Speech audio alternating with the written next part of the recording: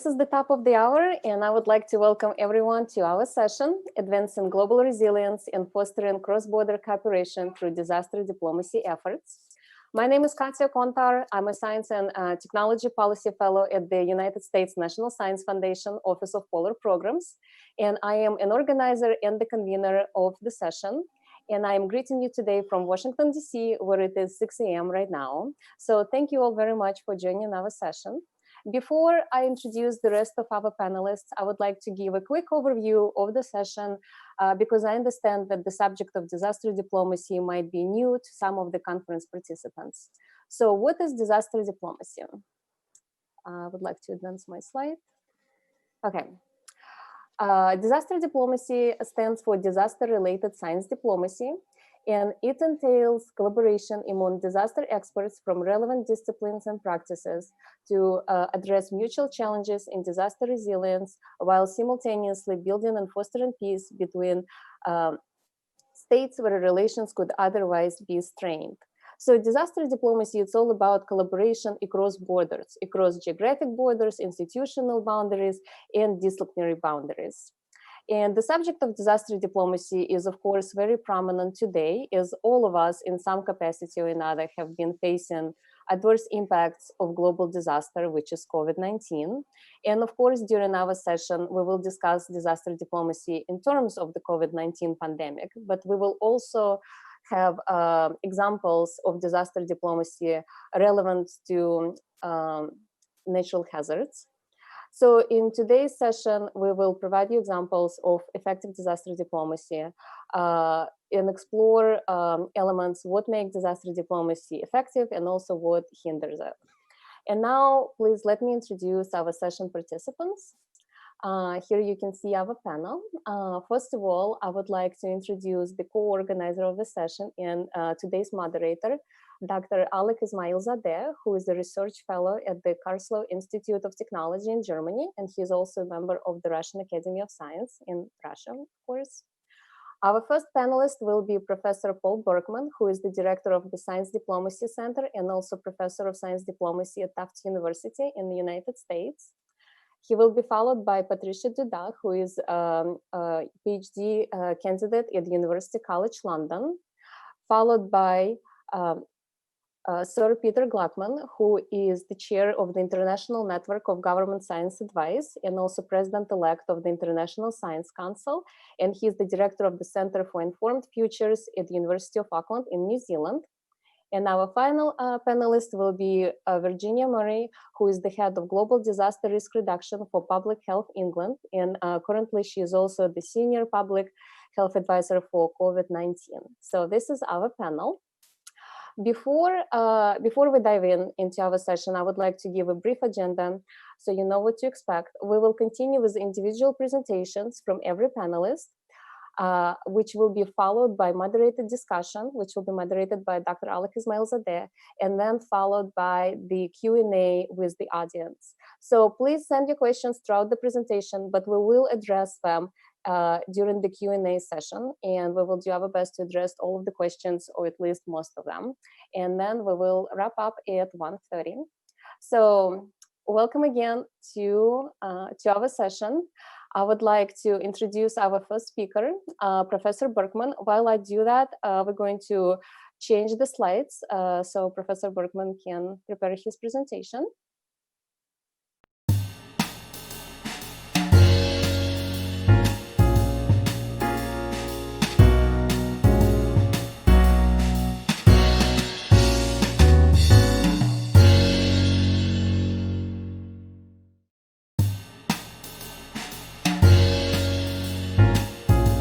So Professor Berkman is the founding director of the Science Diplomacy Center and professor of practice in science diplomacy at the Fletcher School of Law and Diplomacy at Tufts University in the United States.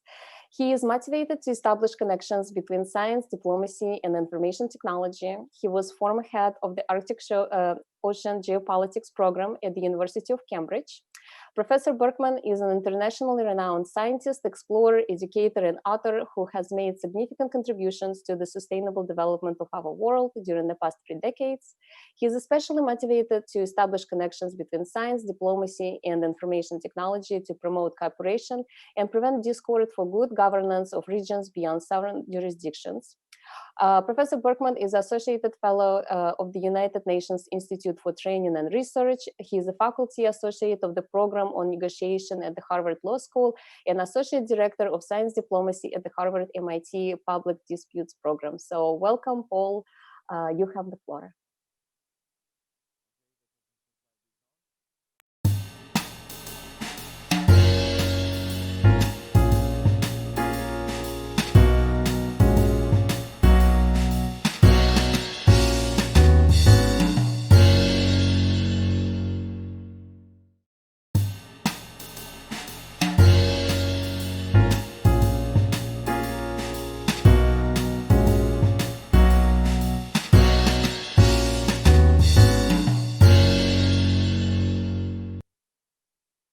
Good morning, everybody, far and wide in our virtual world. Thank you, Katya. Thank you, Alec, for your kind collaboration and invitation. It's a pleasure and an honor to be part of this panel dialogue. What I'd like to talk about in the next 8 minutes or so is disaster risk reduction with informed decision-making. And the talk itself will focus on what is informed decision-making. The first slide here shows the concept of a continuum of urgencies. And the biggest challenge in terms of negotiating disasters, as well as the world we live in, is to think across time. The concept is illustrated here from security to sustainability timescales.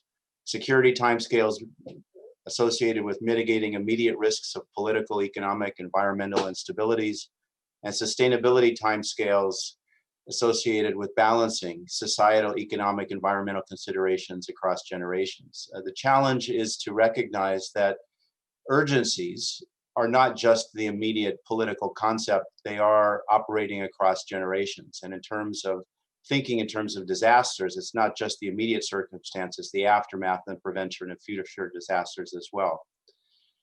In terms of thinking across this continuum of urgencies, at the short time scale, there is conflict where there are different agendas. And conflict resolution is a common strategy that is used to negotiate among allies and adversaries alike. At longer time scales, and even in the present, there is the opportunity to use common interests as a strategy for negotiation. There are excellent illustrations, as with Antarctica, during the Cold War in 1959, when the United States and the Soviet Union cooperated continuously based on common interest in negotiating the Antarctic Treaty. In that part of the world, as well as in outer space, the United States and Soviet Union cooperated continuously because the starting point of their journey was common interests. And I would hypothesize that in every instance, there are both conflicts or common interests that can be used to start the negotiations. In terms of a concept for definition, to avoid jargon and to provide a framework for further elaboration, an informed decision operates across a continuum of urgencies.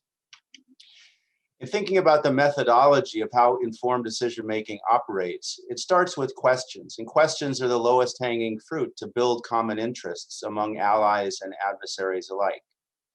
Questions of common concern reveal methods to answer them in terms of data.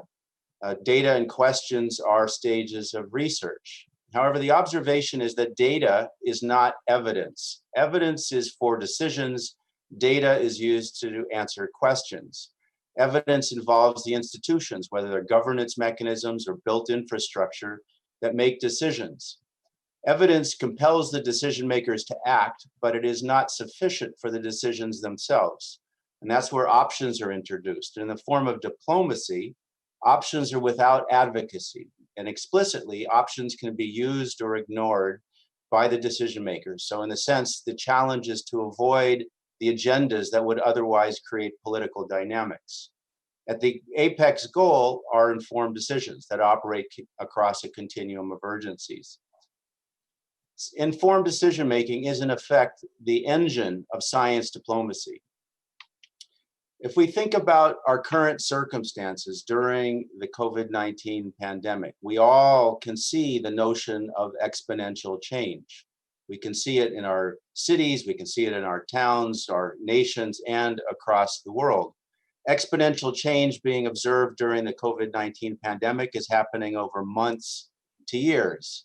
But we can also see exponential change happening over years to decades in the form of high technology, for example, Moore's law in the 1960s and doubling of transistors on a computer chip. We can see it also across decades to centuries in form of climate, human population growth, as well as accelerating atmospheric carbon dioxide. The challenge, in a sense, is to change the exponential, the acceleration, into a decelerating component, logistic change. In the case of the COVID-19 pandemic, there will be an inflection point. We don't know when, we don't know why it will occur, but there will be a global inflection point. The challenge that we face today, and with disasters in a general sense, is to think before, through, after the inflection point. We have illustrations of this, for example, during World War II, when in 1944 there was Bretton Woods and there was consideration of the international monetary funds that would be necessary to manage circumstances after global conflict. In June of 1945 in San Francisco was signing of the Charter of the United Nations and the Statute of the International Court of Justice before the end of World War II. We are in the same moment now when there are common interests at local to global scales in terms of the COVID-19 pandemic. We all of us, every one of us listening, everyone present, all of the friends and family have a common interest in survival. The last time that occurred was during World War II. And I appreciate the opportunity to share these perspectives with the team on the panel and with the meeting today, considering the questions that we can ask and the strategies that we can begin to consider before the inflection point that would operate through the inflection point and afterward. I will stop with my comments at this point and turn it over to Katya and colleagues, trying to be brief in my 8-minute presentation. Thank you very much, Katya and Alec. Thank you very much, Paul. Thank you for the insightful presentation and for staying on time. We are going to switch to our next presenter, Patricia Duda, who is the final year PhD researcher at the University College London Institute for Risk and Disaster Reduction, where she studies informal disaster networks in the Arctic and Caribbean. She is affiliated with the Yale School of Management as well as the University of Agder in Norway, where through the collaborative Norris Research Project, focusing on Norway-Russia relations and disaster diplomacy in Svalbard. Additional affiliations of Patricia include the World Association for Emergency and Disaster Medicine, the United Kingdom Polar Network, the Yale Alumni Nonprofit Alliance, and she is also the founder of the Arctic Disaster Early Career Association. Before shifting to disaster management, Patricia spent over 15 years working on conducting academic research in the fields of business consulting and international security, notably with Booz Allen Hamilton, IBM, the Institute for National Security Studies, the German-Israeli Chamber of Commerce, the Israeli Ministry of Health, World Bank, and many startups focusing on strategic consulting, business development, and change management. So welcome, Patricia. Thank you so much for joining us today.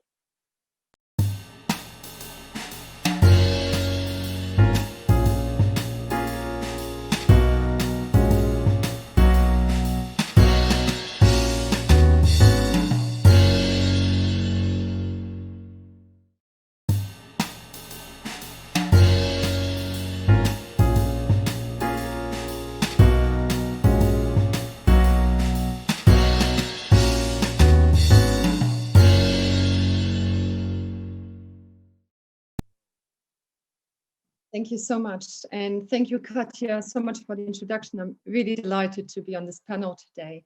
So in my short presentation today, I will speak about disaster diplomacy and informality in disasters. My co-author on this presentation, Professor Ilan Kelman, defines disaster diplomacy as, well, how disaster-related activities do or do not impact diplomatic collaboration. Now, the notion of disaster diplomacy is understandably rather popular. And thus, when a disaster occurs, it is not uncommon to see, there we go, to see media headlines such as these. Unfortunately, disaster diplomacy research thus far has not provided evidence that disasters lead to lasting diplomacy. Yet, I believe there's a significant limitation with disaster diplomacy research and possibly its conclusions. And also, I believe that this limitation directly stems from a parallel limitation in disaster science, namely the overwhelming focus on formal actors. Let me demonstrate this. When you think of who is involved in reducing disaster risks or responding to disasters, who comes to mind? Now, you might think of any one of these actors. You might think your local government will step in, your central national government will send any number of formal responders, NGOs, you yourself might be helping others or ask for the help of your family, random bystanders, your friends, your neighbors, and many others. Now, if you follow prevailing disaster science, however, these ones here in that circle would be the main actors. In other words, formal actors. Now, that is not to say that the actors that you see outside of that circle are not considered. In fact, decades of disaster science has produced concepts such as disaster convergence, disaster emergence, or also simply volunteerism, and many more.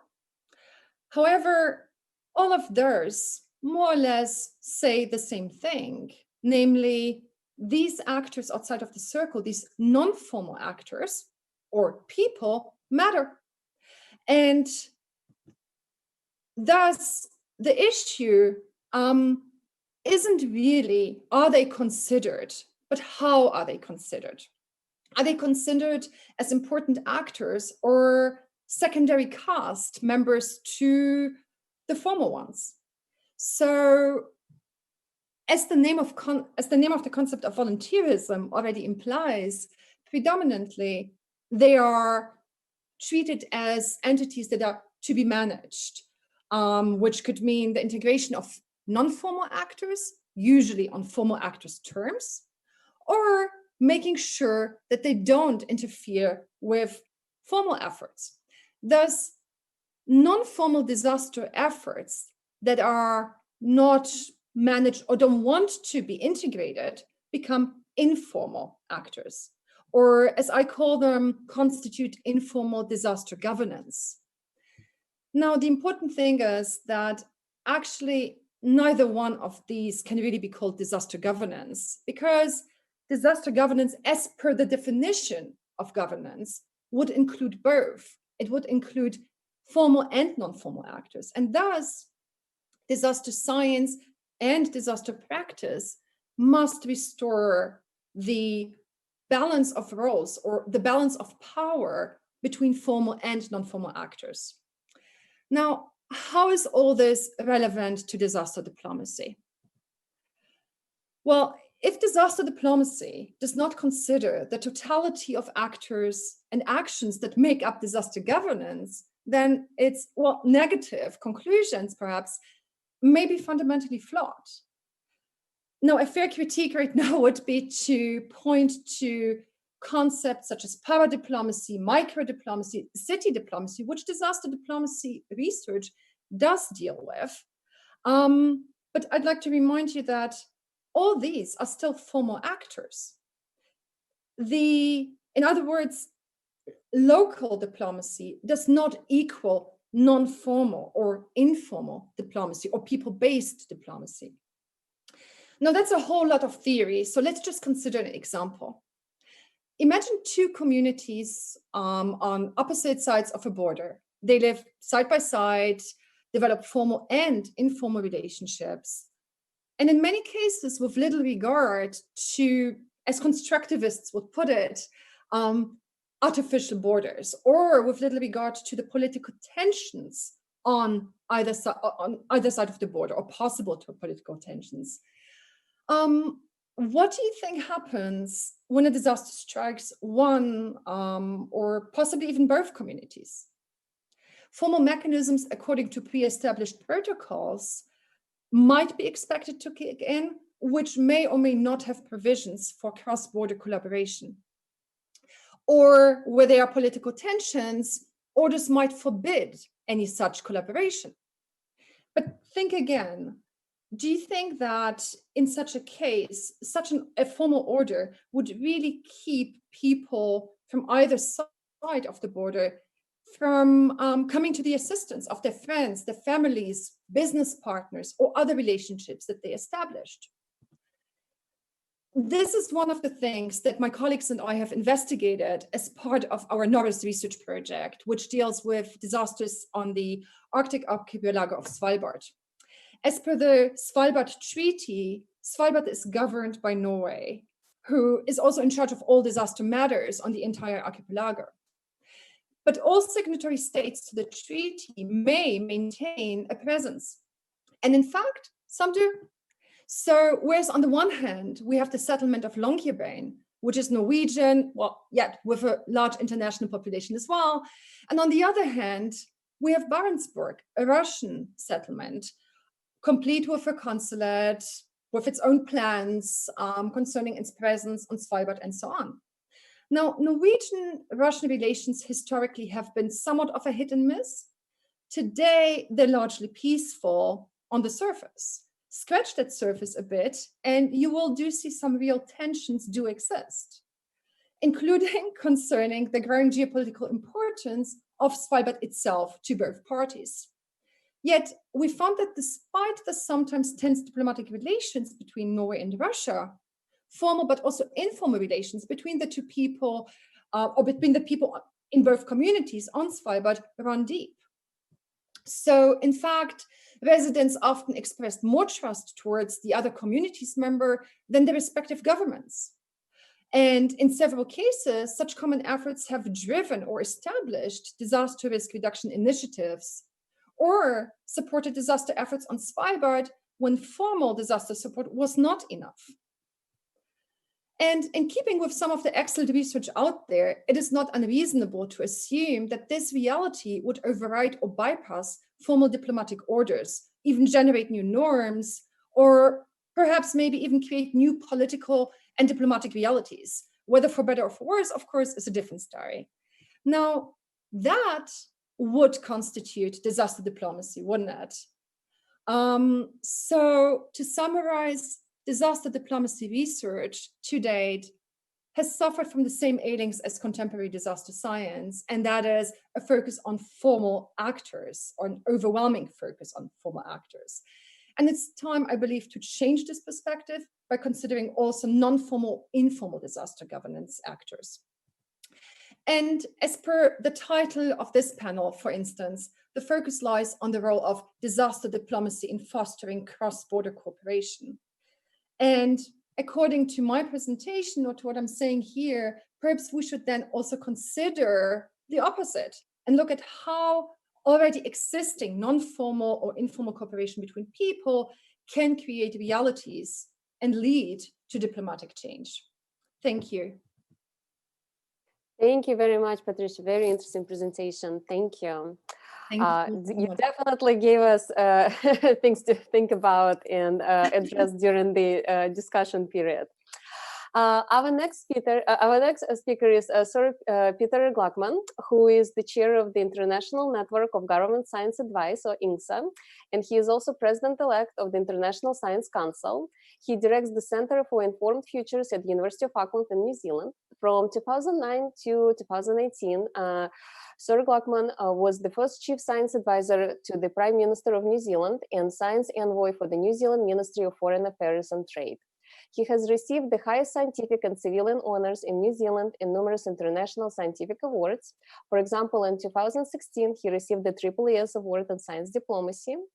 Sir Glackman is also a fellow of the Royal Society of London and the Royal Society of New Zealand, a member of the National Academy of Medicine of the United States, and a fellow of the Academy of Medical Sciences in the United Kingdom. Peter Glackman trained as a pediatrician and biomedical scientist and holds a distinguished university professorship at the Liggins Institute of the University of Auckland. He also holds honorary chairs in University College London, University of Southampton, and National University of Singapore, where he also acts as a chief science advisor to the Singapore Institute for Clinical Sciences. Sir Glackman has written and spoken extensively on science policy, science diplomacy, and science-society interactions. Thank you so much, Peter, for joining us today. You have the floor.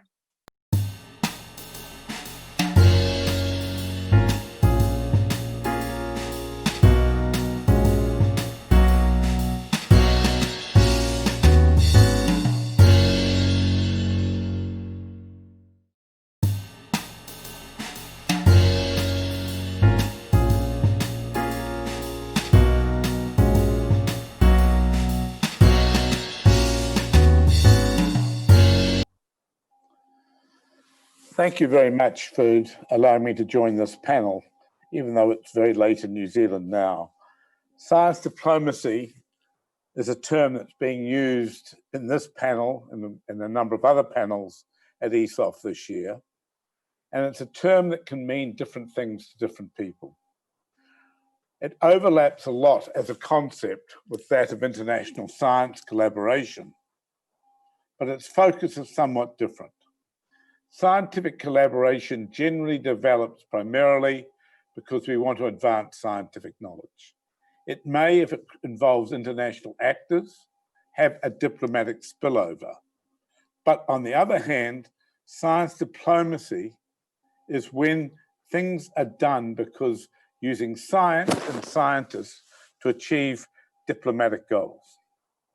These may be, as Paul's already talked about, in terms of long-term global commons issues, such as pandemic management, which we'll come back to, such as ocean degradation, such as climate change, or so forth. They're all examples where the challenges of the global commons have led diplomats to use science to come to some form of partnerships. And of course, the Antarctic Treaty is an example of that, perhaps better than any other example we have. On the other hand, most scientific diplomacy is directly for national interests. They may be for economic progress, they may be for security needs, or they may be for achieving technologies, or they may be in terms of disaster management or protection. In some cases, science diplomacy can involve two countries who don't necessarily get on in other ways, but where science is needed to manage some cross-boundary interest, such as a conservation state. A good example of that would be the conservation of the gorillas, the mountain gorillas at the triangle between Congo, Rwanda, and Uganda. In crises, and either pandemic-related or particularly in natural disasters, scientific cooperation and science diplomacy often overlap.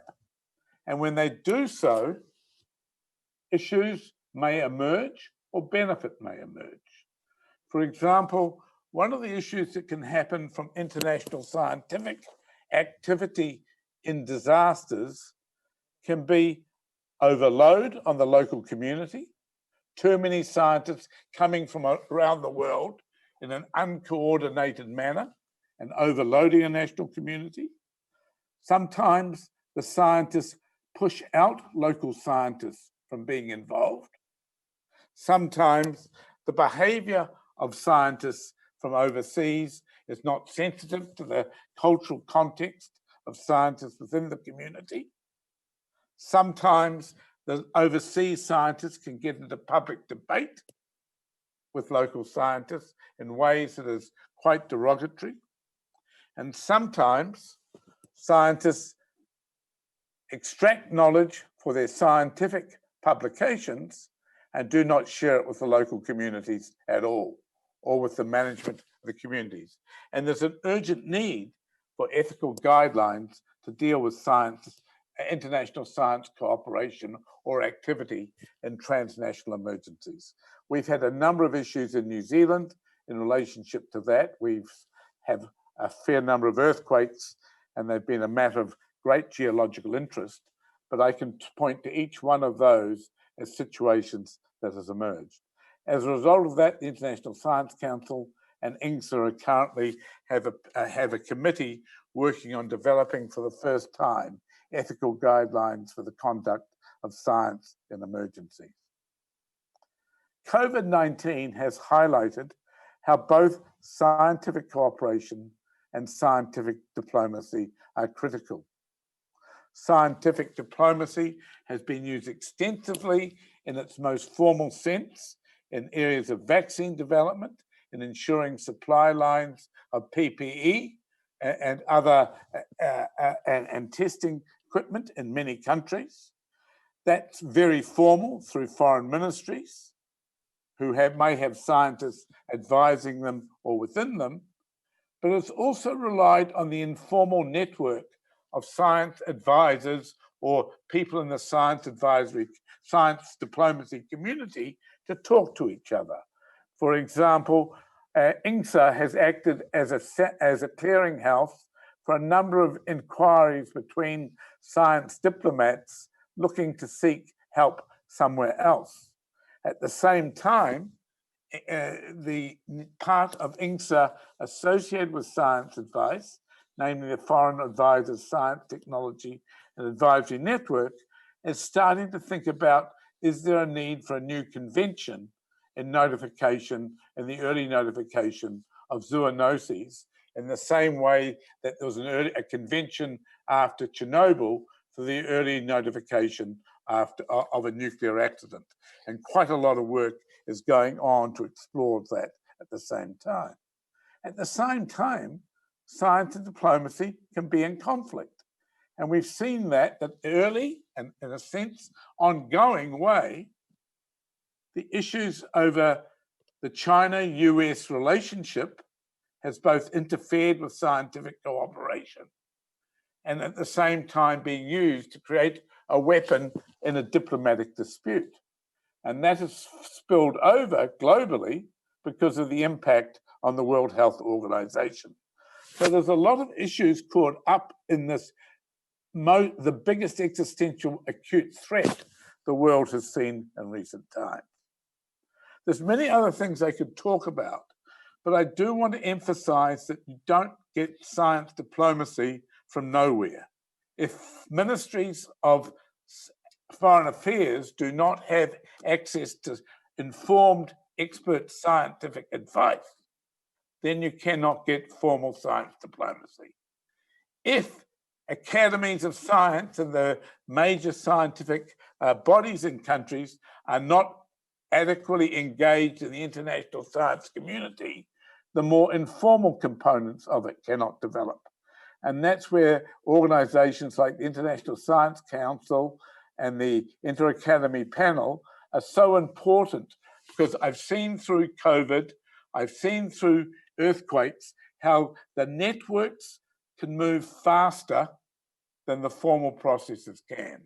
And so an example of that would be early in the pandemic, I know of one country who said, we need access to information on testing regimes in another country. If we go through the normal processes of foreign ministry to the appropriate agency in the other country, it will take some days. But who can we ring in the other country who is linked into the system and get instantaneous support? And that kind of activity is happening all the time amongst science advisors linked to foreign ministries. And so I do think, and I acknowledge the role of very informal mechanisms, but track 1 and track 2 science diplomacy mechanisms have a critical role to play in international crises, be them of infectious or natural disaster, or sadly, other forms of situation. Thank you very much. Thank you very much, Peter. Thank you. That was a very interesting presentation. Our next speaker is Professor Virginia Murray, who is the head of Global Disaster Risk Reduction for Public Health England, and she is currently Senior Public Health Advisor on COVID-19. She is a member of Scientific Committee on the Integrated Research and Disaster Risk, a joint program of the International Science Council and the United Nations Office for Disaster Risk Reduction, or UNDRR. Previously, Virginia served as UNDRR Vice Chair of the UNDRR Scientific and Technological Advisory Group, and she is also the Chair of the Science and Technology Organizing Committee for the UNDRR Science and Technology Conference, which was held in Geneva in 2016. Among several academic appointments, Virginia is a visiting fellow at the United Nations University International Institute for Global Health. And most recently, Virginia has been chair of technical working group, which produced UNDRR and International Science Council Hazard Definition and Classification Review Technical Report, which was published recently in July 2020. So in her presentation today, Virginia will touch upon that report and also her experience related to COVID-19. So I'm going to pass the mic to Virginia right now. Thank you very much.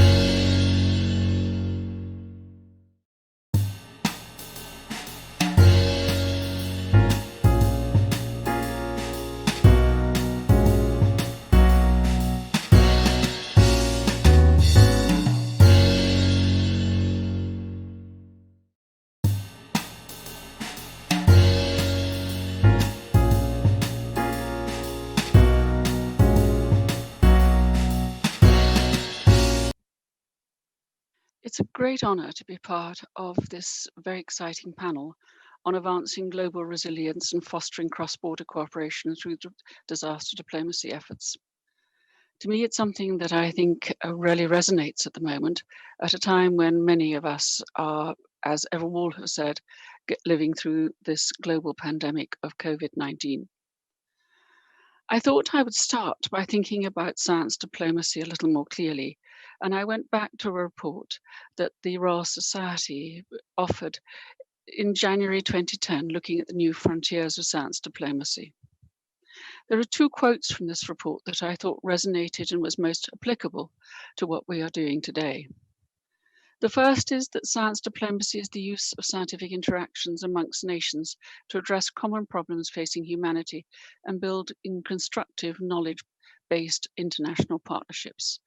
Peter, you already talked about these partnerships, and some of these, of course, Patricia, are very informal, but sometimes formal ones are helpful, and this was something said by Nina Fedorov, from the Science and Technology Advisor to the US Secretary of State at this meeting.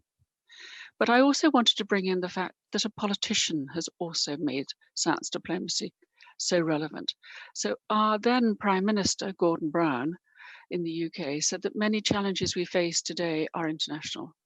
And whether it's tackling climate change or fighting disease, again, Peter, you've brought these very strong points together.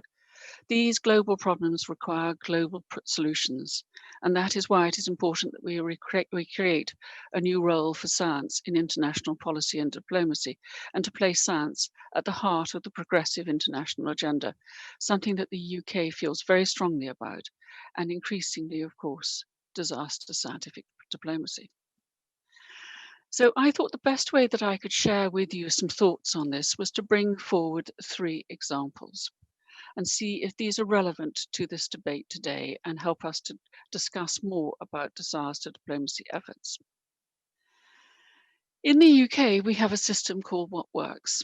What Works is something that I'm really very fond of. It's something that has helped me to improve my evidence-based and evidence-informed scientific approach, my medical practice. And I think it's a very elegant solution to some of the problems we've all faced. What works also has underneath it what does not work. And I think that is really important. And we have this wheel of producing, firstly, the primary evidence, then synthesizing the existing evidence. Then we need to translate this evidence so we can produce information that is reflective and easily understood and interpreted and can be acted upon. Then there's this call to disseminate the evidence. And there's no point disseminating the evidence unless it's implemented. And if it's implemented, then we must evaluate and improve practice.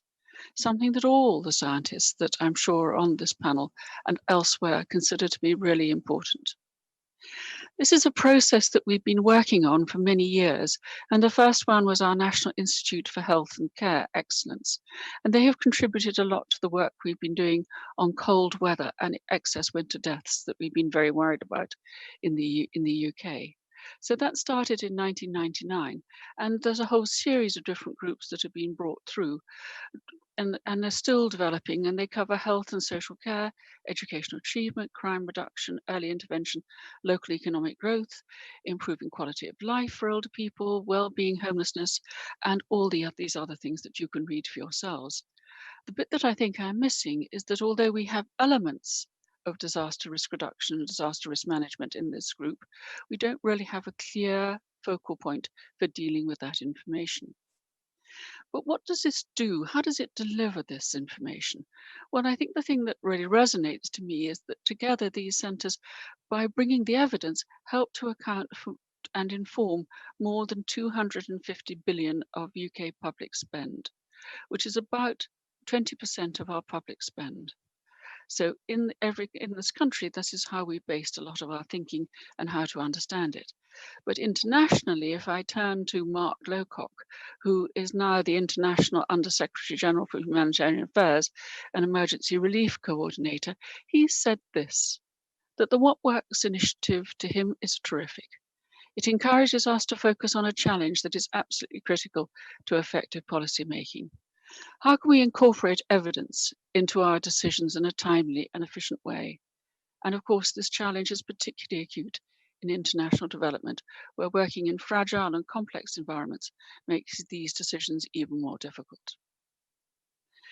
So to me, we have a route which we could use to improve our scientific diplomacy and make it clearer, but I also think it's already being used in many ways. So let me turn to the Sendai Framework for Disaster Risk Reduction, an incredible UN landmark agreement of 2015. It brought together all the UN member states, and this has been adopted by them all. There are some points that I thought were really important to pick up on, and I will link to this incredible landmark achievement again later.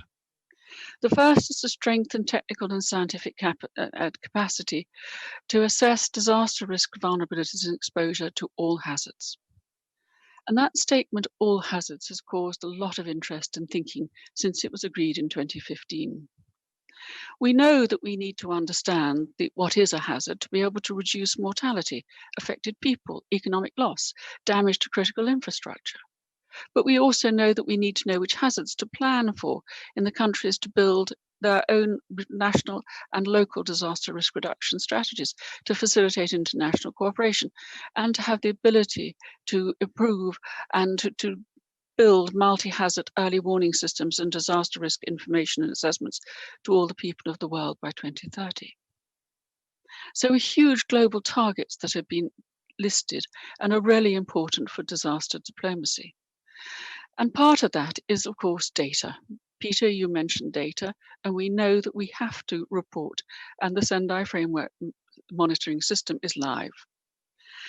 But to do this, we needed to understand what do we mean by that term, all hazards. And I've had a great privilege of working with UNDRR and the International Science Council and our many partners, as I will show you, to develop a report in many partnerships on the Sendai hazards Sendai hazard definition and classification review.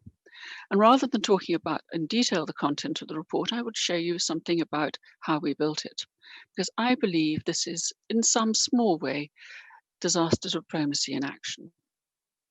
You will notice that UNDRR, the United Nations Office for Disaster Risk Reduction, brought together all its UN agency partners. There are about 50 of these, but the World Meteorological Organization, the World Health Organization, and UNECE and many others, including FAO and others, have been absolutely critical to this. But we also have the incredible International Science Council partners that some of them I remember, including on IRDR, CODATA, GEOGEM, and others. But we can't do that alone. We need to bring in something that is wider. We need to bring in our industrial science partners, and the Insurance Development Forum played a very strong role in supporting us in this. And then the international humanitarian organizations, of which IFRC, International Federation of the Red Cross, Red Crescent, represented it.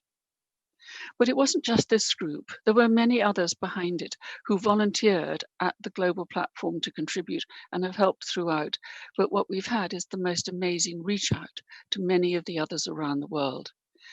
And one of the things that we're very anxious to do is to make sure that what we have found and delivered may be useful, usable, and used by those who need it to do the Sendai Framework Monitor, but also to link to the Sustainable Development Goals. So what are the hazards? Well, most of the hazards are obviously, or many of them are the hydromet ones, the natural hazards you referred to, Peter, that so many of us know so much about. But increasingly, there's looking at the extraterrestrial ones with solar mass ejections and other issues that might affect power supplies. And of course, earthquakes, you talked a lot about that, Peter, and the issues you've had in New Zealand, which have been amazingly how you've handled them. But there's also the environmental hazards. These wildfires, which have caused so much stress in the Antarctic, but elsewhere. And then, of course, now we live with biological hazards. And it turns out that our biological hazards in numerical order are probably the biggest ones that we've been able to identify. And possibly like coronavirus, which was very novel to us, we've had to work very hard to learn about fast. But we mustn't forget our chemical hazards, such as lead, which is definitely toxic and we need to do much more about. But then there are the technological hazards. So a huge fire that occurred in the UK, where we managed to produce a plume of smoke that was probably the biggest plume of smoke from one country from burning oil depot silos. That was the biggest fire in Europe since the Second World War, and that was in 2005. But of course, we have societal hazards like civil unrest and conflict that mustn't be forgotten. And the fact we've managed to include all these hazards inside this report has been extremely important. So this report on the UNDRR and International Science Council Sendai Hazard Definition and Classification Review really provides a common set of hazards and their definition for monitoring and reviewing the implementation, which calls for a data revolution, rigorous accountability mechanisms, and renewed global partnerships.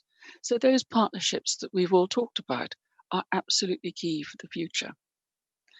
So let me turn again to the Sendai framework and bring another message up. More dedicated action needs to be focused on pandemics and epidemics. And I think our experience of this year and this message from the World Health Organization of where in the world the COVID epidemic exists is really important to reflect.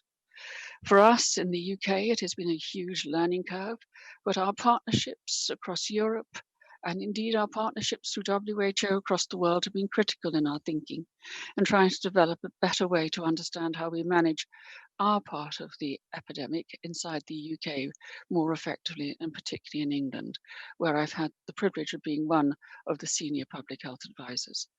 There's a whole series of us, I should assure you, I'm not the only one. And many of us are, of course, even on call today as I speak. So to me, my conclusion is that science diplomacy or disaster diplomacy is the use of scientific interactions and amongst nations to address the common patterns facing humanity and to build constructive knowledge-based international partnerships.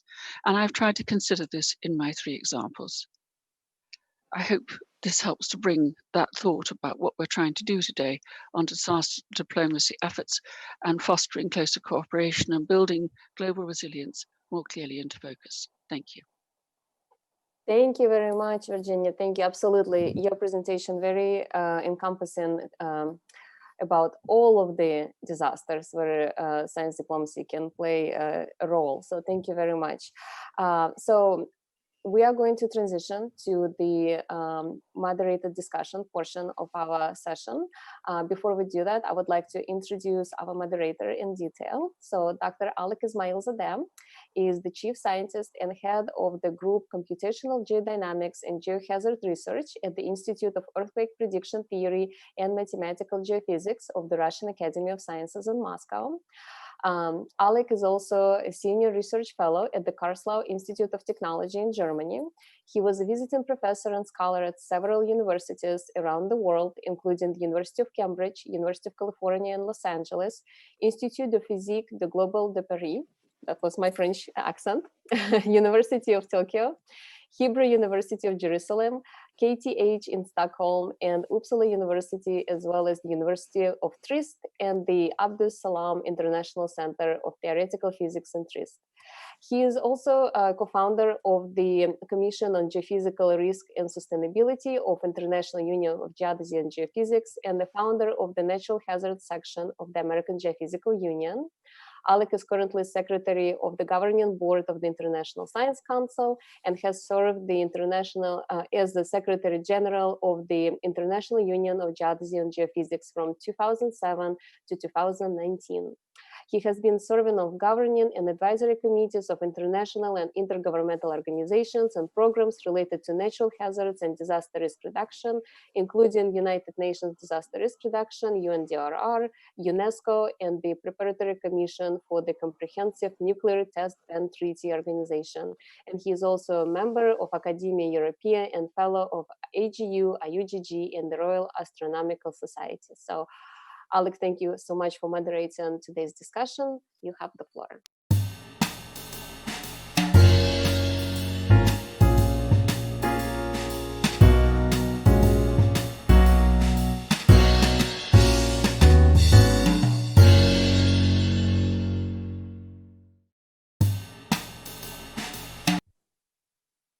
Thank you very much, Katya.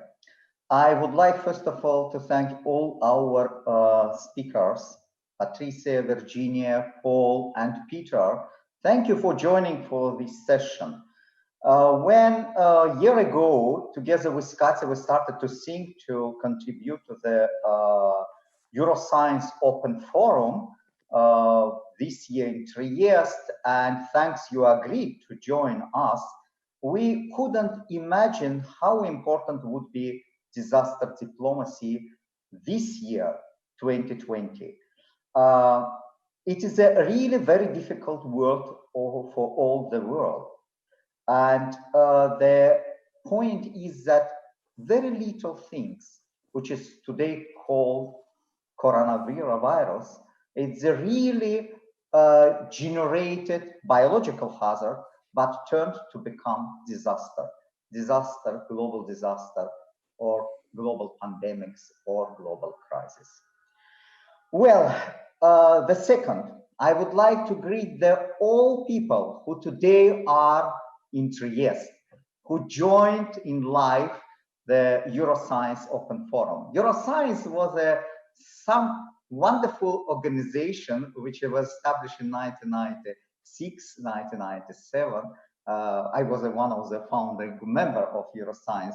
It's really was about 300, I think, people who came together and who decided to bring science closer to society, to bring science closer to governments in Europe as well elsewhere. And that is again exciting that today we have this session at Euroscience Open Forum. Let's start the moderated discussion, and means that it's I will receive some questions, and also as I know the most of the speakers, I know your topics and your presentation.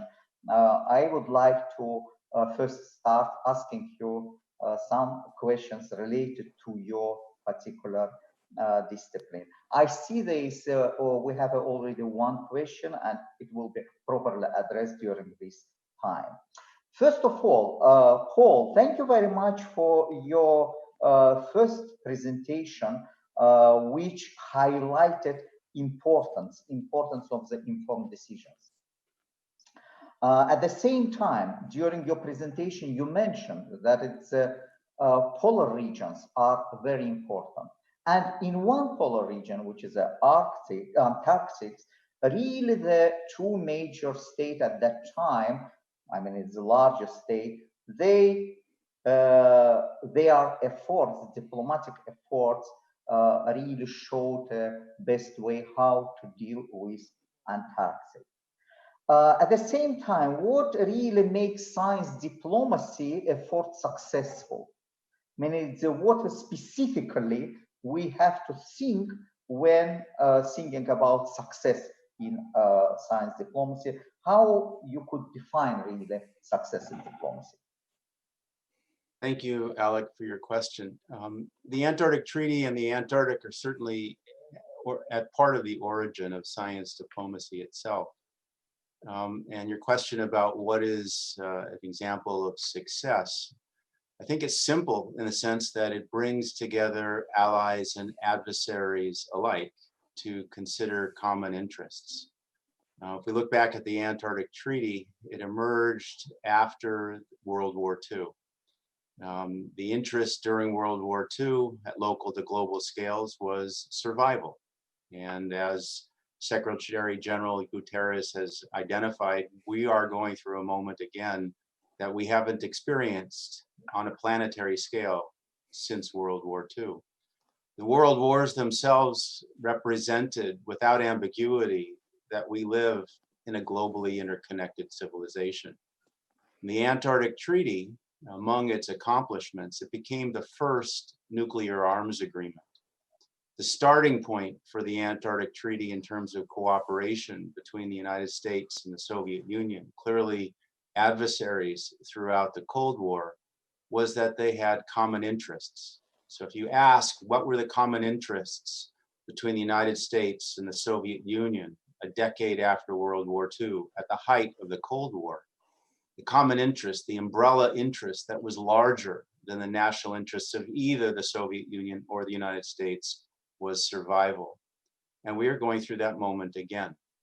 And in a sense, the question you ask as to what is a reference point, what is an indicator of success with science diplomacy, I would offer that it is bringing together, building common interests among allies and adversaries alike. And I would note that in terms of lessons from the Antarctic Treaty, initially, for many years, I thought that it was the International Geophysical Year and the concepts of science that brought the United States and the Soviet Union together. And then eventually observed that it was the starting point of their journey. The starting point was common interests. And in Antarctica, as well as outer space, throughout the Cold War, the United States and the Soviet Union cooperated. And the observation is that the starting point determines the journey. Conflict resolution and common interest building both have the objective of promoting cooperation and preventing conflict. However, the journeys are entirely different. If you start from a position of conflict, the journey is filled with conflict. And this is the issue that we face on a planetary scale today, where nationalism exists and where agendas are placed in front of the discussion and where the issues are filled with conflict and the journeys are filled with conflict. The lesson from the Antarctic Treaty is that if you start from a position of common interests, the journey is filled with cooperation. And despite the animosity and the isolation the United States and the Soviet Union experienced throughout the Cold War, they cooperated continuously in Antarctica as well as outer space. And the Antarctic Treaty is an important and special lesson for how we develop as a globally interconnected civilization. The issues of Sendai, the issues of the sustainable development goals, the issues of the Paris Accord, all of which happened in 2015, were a special moment when we began to operate again as a planetary scale civilization. And so I would offer that the answer to your question is that science diplomacy offers a path, a mechanism that brings together allies and adversaries alike to cooperate continuously to solve shared problems. Thank you very much, Paul. When speaking about this cooperation, when you are speaking about this common interest, I just realized that it's Patricia specifically mentioned that there are two parts or two actors. It's formal actors and informal actors. You have been speaking mostly about the formal actors. Patricia, what you could tell about informal actors in such situation? Particularly here also we have a question, how can cooperation between informal actors lead to diplomatic change? What concrete bridges or steps are needed to achieve this? Could you please elaborate on this, Patricia? Yeah, of course. I think we might want to think differently about our starting point. Alone the term bridges between informal and informal actors, for instance, or any other sort of denominations, sort of indicate already or predispose how we view these non-formal or informal actors. And what I'm trying to say is that rather than distinguishing, if we are already in disaster science and practice talking about disaster governance, we should talk a little bit about the balance of power and not see formal disaster governance as the non plus ultra that comes to save the day, but perhaps change the perspective a little bit to, well, formal actors come to support what is already there.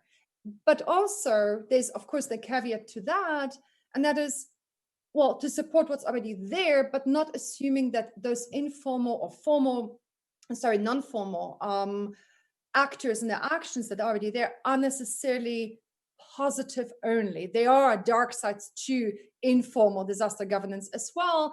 And so we need to think a little bit about how formal disaster governance can engage with those non-formal actors, guide them or be guided by their needs, but at the same time also consider, of course, that just as formal actors have and come in with certain agendas and power relations, the same is true for non-formal, informal actors.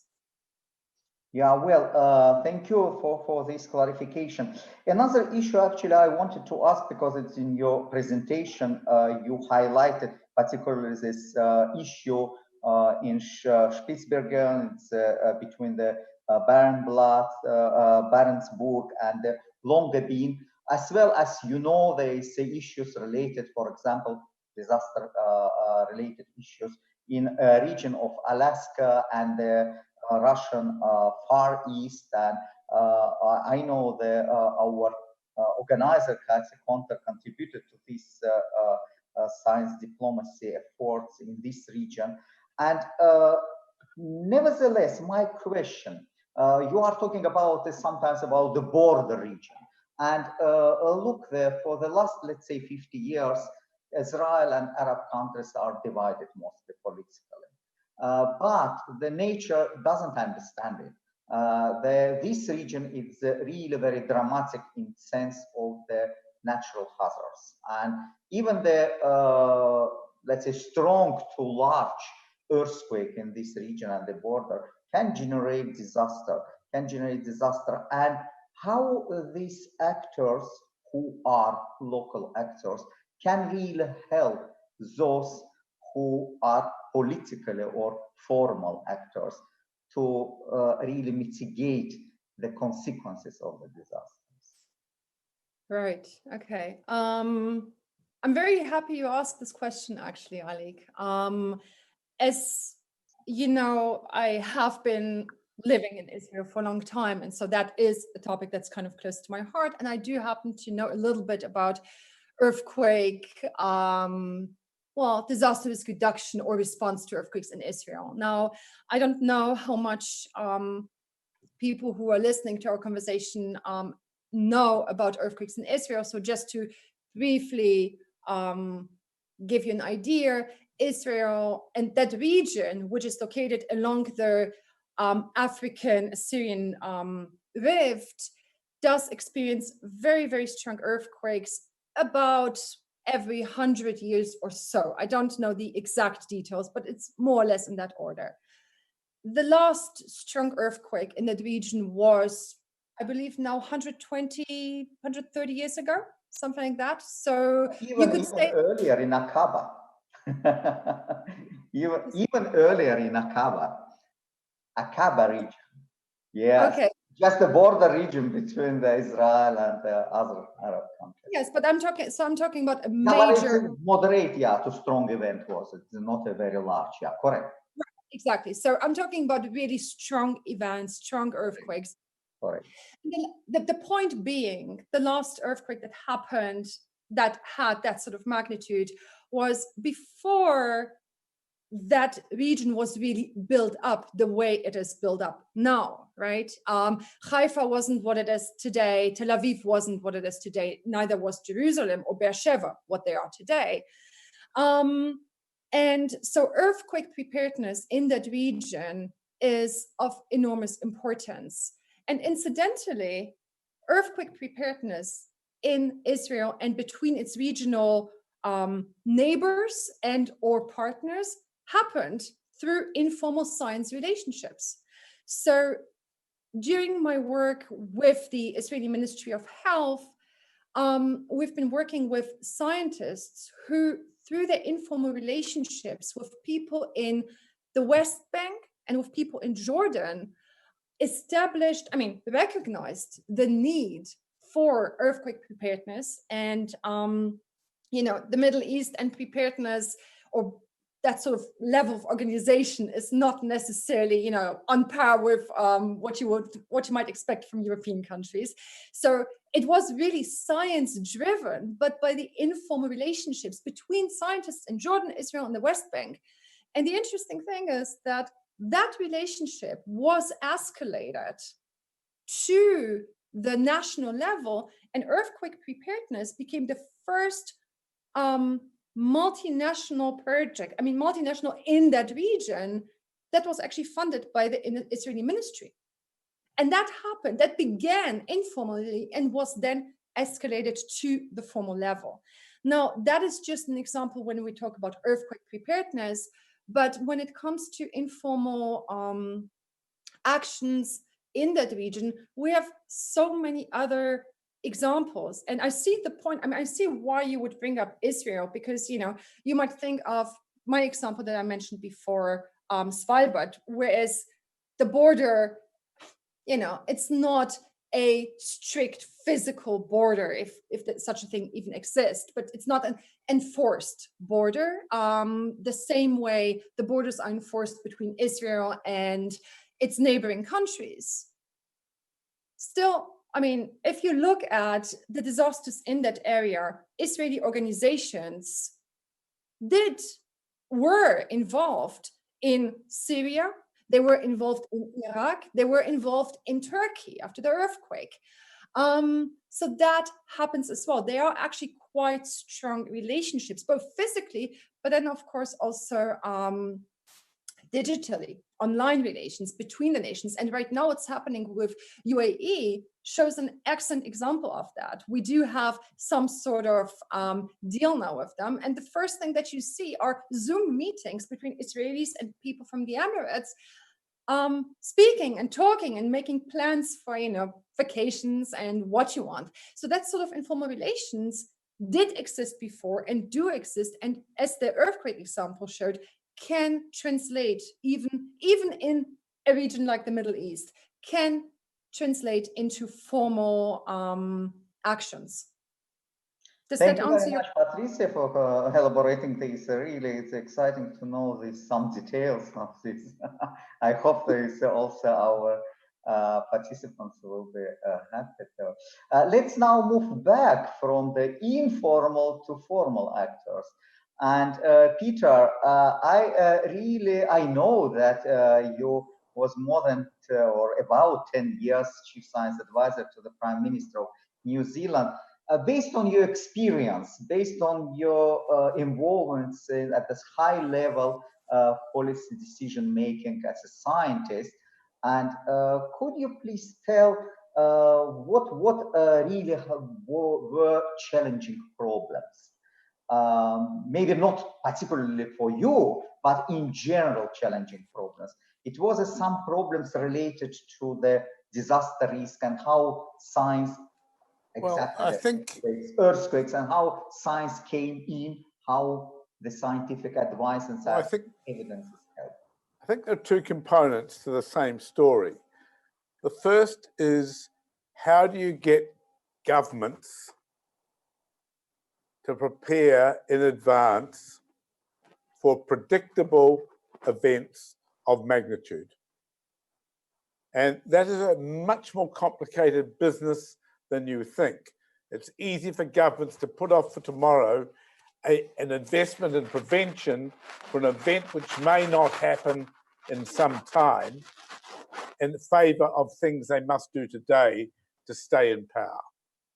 And the issues of how you get governments to prepare adequately for disasters, I think, have been highlighted by the pandemic, where scientists have been warning for decades that a massive pandemic was inevitable, and yet in reality, very few countries, if any, other than perhaps countries that had experienced SARS, were properly prepared.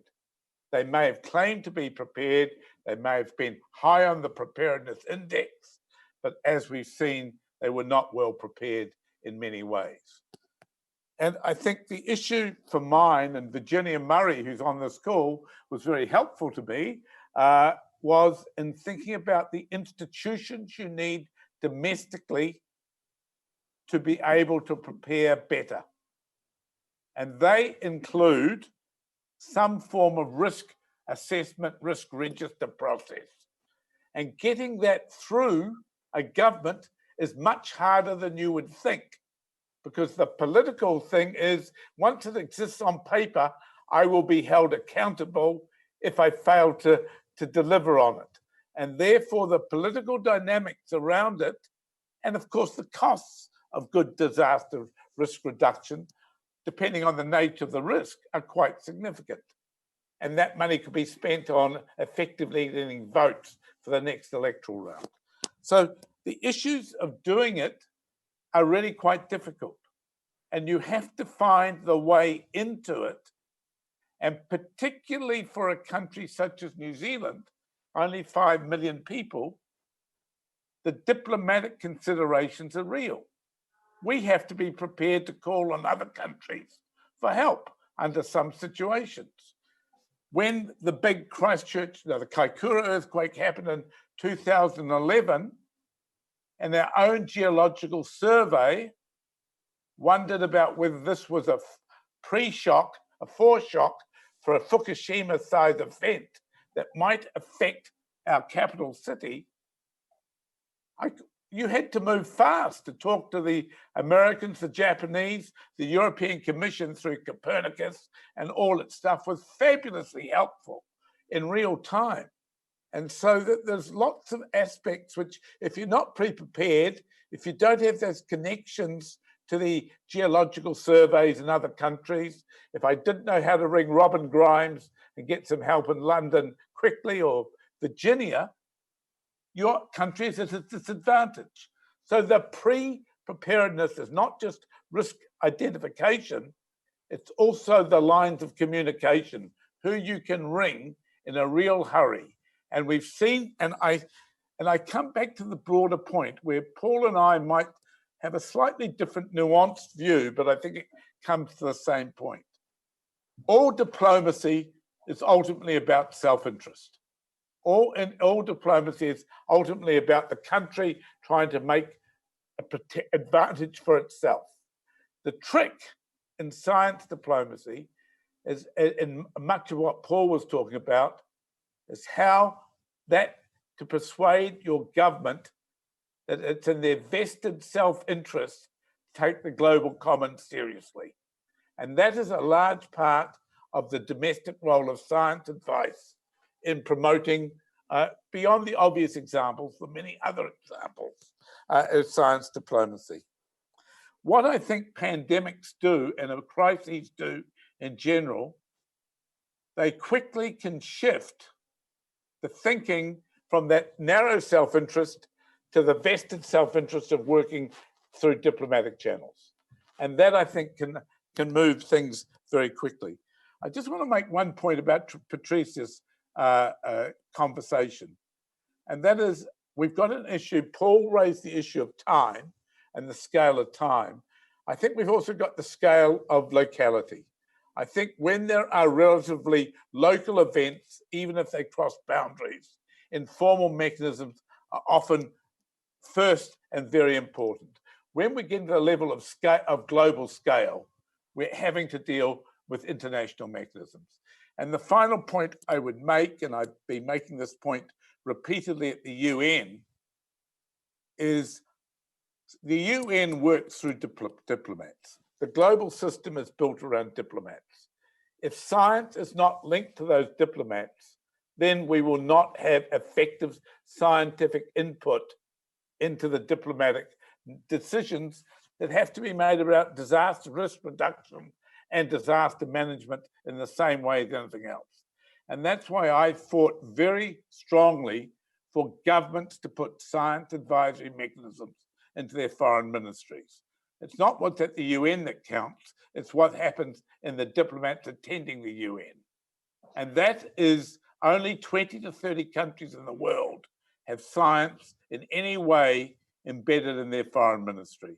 And I think if there's one, I'm a great favor of the Sendai process, but I actually believe one of the steps beyond risk registers, beyond definitions and data, the next is getting science advice mechanisms linked up around the world and linked to the foreign ministries. Peter, at the same time, each embassy of the countries has a so-called scientific attaché. What is the role? Not many, very few.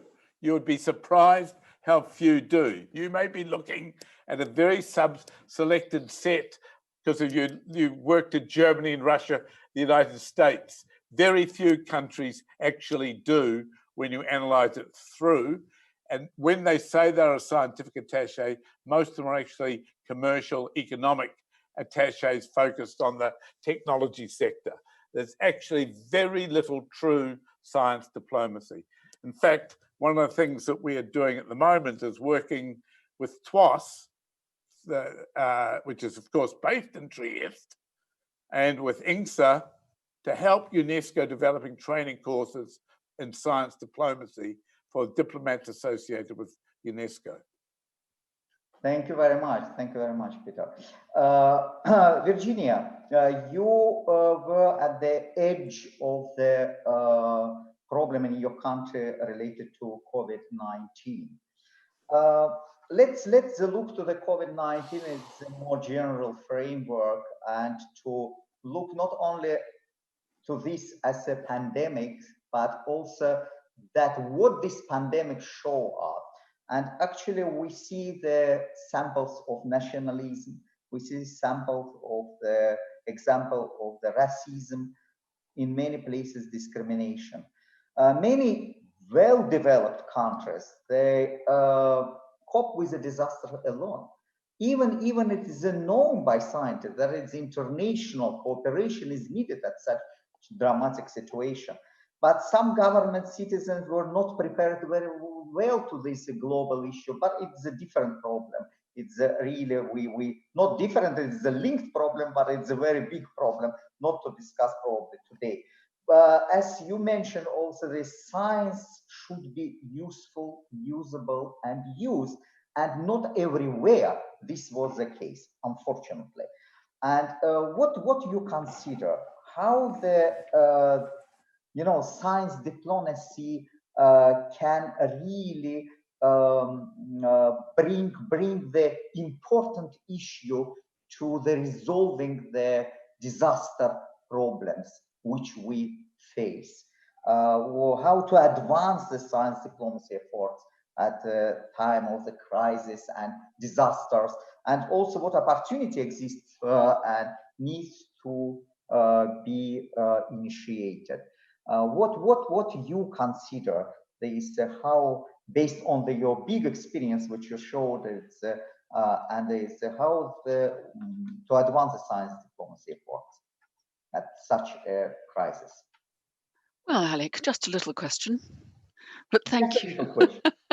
No, it's massive, of course it is. So to me, if I could pick up on your thoughts about the pandemic itself, I think it has been, as Paul reflected, a real wake-up call for the world that we are so vulnerable to infectious diseases and to these pandemics. I'm just very relieved it doesn't have a worse mortality rate, perhaps like Ebola. There are these diseases that have frightened us for many generations.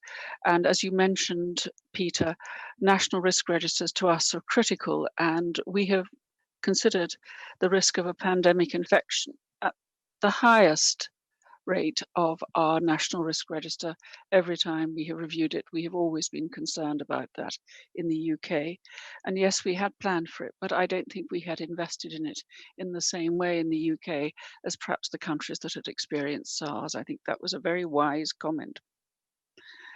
Paul, you said something that I thought was really special about science and disaster diplomacy, was the fact that if you look at the Antarctic Treaty and then compare 2015, where Sendai, the SDGs and the climate change agreement all came together, I think we had science diplomacy really working at an incredible time, and it really made a difference, but now we must implement and deliver it.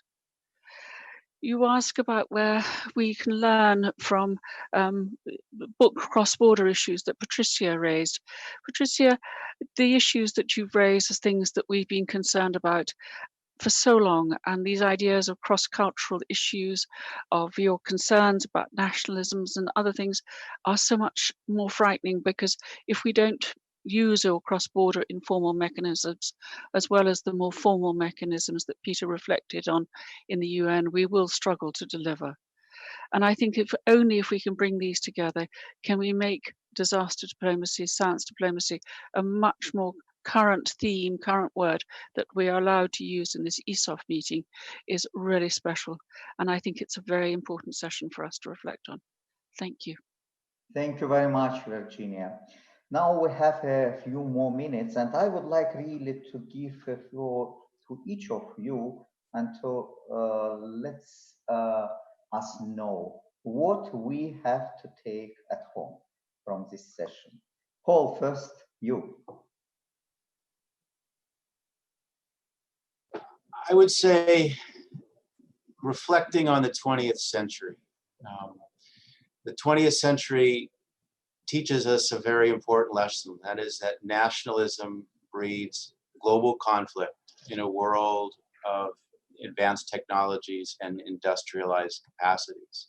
We live in a globally interconnected civilization. What Peter mentioned in terms of being able to reach out to foreign ministries, the components that Patricia mentioned in terms of informal and formal actors, the components of Sendai that Virginia mentioned. All of these things reflect the challenge that we face to be international, to be interdisciplinary, and most difficult and most important is to be inclusive. Inclusive in terms of perspectives, inclusive in terms of regions, inclusive in terms of timescales. And the challenge is to think across time. If we think in terms of sustainable solutions, the element of sustainability is generations. And a reality check is that the young adults that are alive today, the children that are being born, they will be alive in the 22nd century. Our challenge today is to prepare those individuals, the next generation, to operate with stability, with resilience, with capacity, to build common interests, but to operate at a planetary scale. It is beyond nations. For nations to look inward in terms of self-interests, particularly during a time of crisis like COVID-19, is a risk that we face on a planetary scale. And the converse of an informed decision is an uninformed decision. An uninformed decision operates at a very short time scale or without reality check into the future. An uninformed decision, for example, and I would say the poster child of an uninformed decision, is what the United States did with the World Health Organization in the middle of a pandemic. It was very politically motivated at a time when we need to come together to build common interests. So I would say the challenge that you and this panel and the opportunity to contribute are thinking about is how we operate as a globally interconnected civilization. Thank you, Paul. Patricia, your 1.5 minutes. Sure. Well, actually, as I tried to do or say in my presentation, and all of the speakers now picked up on that, for me, the important thing is that word together. So it is not about, and I did not try just to be very, very clear at any point to make that point that informal is in any way better or more important than formal, but it is really about that word together, right? To just pick up on what Paul now said, inclusive. So we are talking in disaster science about inclusive or participatory approaches to how we deal with disasters. But the point really is, it's not formal first or informal first, but to make those informed decisions, we do need to have a conversation between the two sides, whether these are local events or whether these are, as Peter mentioned before, more global events, which, you know, also have a local reality always. And so there must be that conversation and not the confusion of participatory or inclusive, meaning formal manages informal, or vice versa, a sort of romanticization of informal and therefore almost a stifling of what formal can do. Thank you. Patricia. Thank you. Peter, microphone, please. I want to pick up where Paul was going. You know, ultimately, it's about three big things: sustainability, human development, and resilience. And those are the things we worry about. And never before in human history have we faced such a speed of parallel change. And that in itself is creating risk. Changes that are needed economically, geostrategic change, environmental change and degradation, big risks to social cohesion. I think we underestimate the risks to social cohesion that are in this context. Technological change, which is driving some of these other changes in ways that I think are going to impact on the human condition in ways that we just ignore at the present time. And on top of that, we face natural disasters. A massive space weather event will occur this century. Other things will there'll be more big earthquakes. There are big things, and there'll be further pandemics inevitably once we get out of this one. And that, I think, leads, and it picks up on where Patricia was going actually in her comment, that science is going to have to change the way it does business. We're now into the world of true transdisciplinary science, where the science requires multiple, framing the question from multiple ways. It involves involving non-traditional stakeholders, including the community, and it needs to be outcome focused. And that is a huge shift that's needed in the scientific endeavor. And that applies in disasters as it does in the other issues in front of us. Thank you, Peter. Virginia, yours, but it's very short, please, because to leave her for Katja to speak, to conclude. Microphone, please. To me, it's been a wonderful debate, Alec. Alec, this is absolutely vital. So science diplomacy, to me, really shows that, yes, we need to change the way science does it, but science must be useful, used, and usable for the whole community, for the whole environment, that we deliver things that matter, but we also reflect on what we need to do. And that's what scientists should be looking for in the future, I believe. Thank you. Thank you, Virginia. Wonderful. Katja, please, the floor is yours for the conclusion. Thank you.